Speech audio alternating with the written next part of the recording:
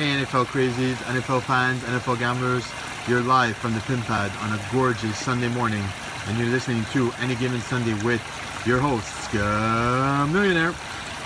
So last week we had a bit of technical difficulties. The video was too long, so we're gonna scrap that format. It was way too long. We couldn't upload it. So this week it's basically gonna be 5 minutes or less. We're gonna call it Any Given Sunday, the 5-minute countdown.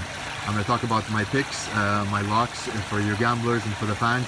And then after that, I'm going to give you an overview, basically talk about a bit of NFL. So let's get down to the chase. Let's get to business, as they say. Before I start, I always do a shout out to my SAQ colleagues that they love me. They told me, encouraged me to do that. They're supporting me. So shout out to Jacob, aka Jacob Nams, Sébastien Gadbois, aka Mr. Gaines, Simon, aka Dirk Diggler, and last and certainly but not least is Charlie Greeley, aka Charles. So last week we saw some upsets. Obviously the most known upset was the Patriots. They got beat by easily in the fourth quarter. They were not leading by much, but then after that KC Chiefs took over. I wasn't surprised in a way. Well, most people thought it was shocking, but I mean, I heard at the start of training camp that the Patriots had a bit of an issue in the secondary and defensive problems.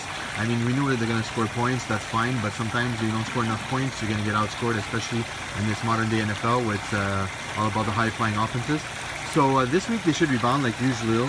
People are going to say, oh, the Patriots are going to win this week for sure. I'm not too certain. They're on the road. They're favored by 6 points, a touchdown basically, but they're in the Superdome. So that one, I don't know, because like I said, the Saints always give the Patriots problems, and they could score a lot of points. So it's not too certain of a lock. Okay, let's get right to it. My two locks today are Arizona and Pittsburgh. Arizona is playing Indy. Arizona is favored by a touchdown. I think they should win handily. Indy basically has nobody. They're still not back with their quarterback. They have Jacoby Brissett, the ex-Patriot there. He's okay, did a good job filling in for Tom Brady last year. But I mean, I don't think he's going to move the chains also. Frank Gore at running back. It's not bad, but like I said, I don't think they have much of an offense, and their defense last year was horrible last week. They got smoked by an anemic LA Rain offense, so what does that tell you about them? So Arizona should win handily. I would take that any which way, bet the house on it. Arizona by 7, you're going to win easily. The other one is Pittsburgh against Minnesota. I know you're going to say Pittsburgh's a good team to beat the Saints, but apparently Sam Bradford's knees are like mush. They're like down to nothing. They're very sore because of his ACL injuries. And they don't have their premier quarterback, Teddy Bridgewater, so the backup is the third. I don't know who it is on the depth chart. Whoever it is, it's not going to matter. Pittsburgh will win easily, -7, take it. It's one of my other lead pipe locks. They're going to steam all over them. I know Le'Veon Bell didn't do much to impress anybody, but like I said, he's a bit rusty, considering he didn't do a full training camp. So I think they're going to get going. Yeah, they're going to win easily, no problem. Then it's my two over-unders. I like to take the unders in me. I'm more of an under guy, so I'm going to give you two unders instead of overs. San Francisco, Seattle, that one's the under of the year. Well, the under of the year was the one on Thursday night, was the Texans and Cincinnati. I predicted that. Thank you very much. That was my lock, under 25 points. So San Francisco, Seattle, basically, Seattle has a good defense. They don't score much points, and San Francisco has no offense. 41.5, no problem. 17-10, 17-13, that's an under. Cleveland, Baltimore, I took that one under 2. Cleveland, they could score points, but against Baltimore defense, they're pretty good, and Baltimore will score some points. At the same time, Cleveland has a decent defense. So, yeah, so Cleveland, Baltimore, 39 points. I know it's a bit low, but yeah, 21-14, yeah, 21-13, something like that. Okay, so let's get to now the general overview. What I saw the first week, there were a lot of unders. Basically, I predicted 70 of 8 unders, which is pretty good. For you, all your gamblers out there, if you put $100 on each game, you go 7 for 8, you make money, you'll be in the plus. That might change, obviously, because you know the NFL, it's a high-scoring league now.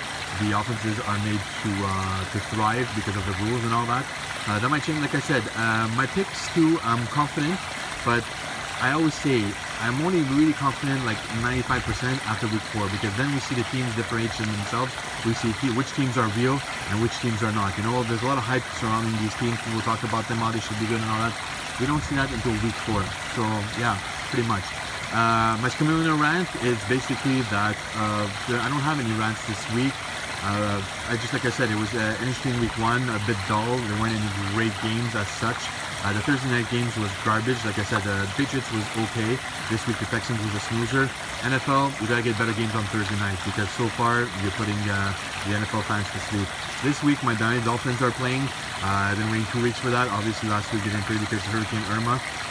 It's a 4 o'clock game, which is great, so it'll give me enough time to do my stuff and come back and enjoy that game. They're playing the Chargers. Last week they won on a 6-point interception return by Kiko Alonso. I think it'll be a tight game. The Dolphins should win, but like I said, don't quote me on that one. I can't be biased because it's my team. By the way, I'm just saying, again, I do it all for you, the fans, everybody, the NFL crazies, the gamblers, the people that love this. I love talking about football, so I hope you enjoy my show. It's all about you. It's to help the gamblers win, but it's also to get people talking about football. My love for football, it just shows, obviously, as you can see, because I love talking about it. This is something I always wanted to do, so encourage me, subscribe to my channel. Things will get better. There'll be much more content coming eventually, but you know, as you say, as we start off, you know, we gotta go small, and then after that we're gonna explode. So thank you very much for tuning in. I hope you enjoy the show, and as always, like I said, I do it for you, the fans. So take care, don't lose the hair. I am out.